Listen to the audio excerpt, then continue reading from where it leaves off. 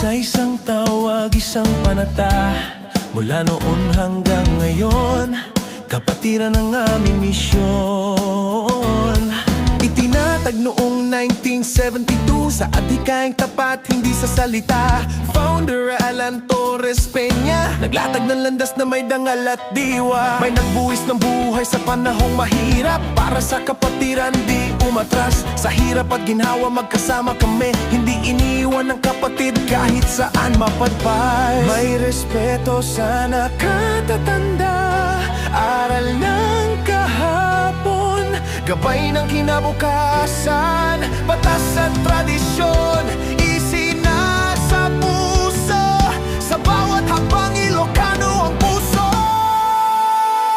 Loyalty, unity, brotherhood, samahang Ilocano matatag buo. Pamilya muna bago ang lahat, trabaho'y dangal, kapatiran ang lakas. Samahang Ilocano, Pilipinas, international, kapatiran dangal serbisyo. Loyalty, unity, brotherhood, sa komunidad kami laging handog. Ilocano kami, iisang tinig, hanggang dulo ng mundo, kapatiran ay matibay.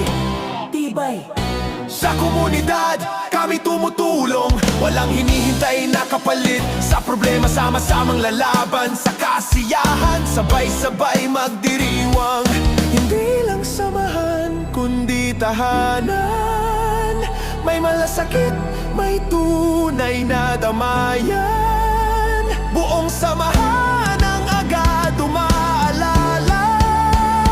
Loyalty, unity, brotherhood, samahang Ilocano hindi matitinag kailanman. National at international, iisang panata, sa pamumuno ni Tomas Toralba. Loyalty, unity, brotherhood, samahang Ilocano, iisa, magpakailanman. Ilocano ang ugat, kapatiran ng dugo, sa mundo man mapunta, iisa ang puso. Samahang Ilocano, Pilipinas, international.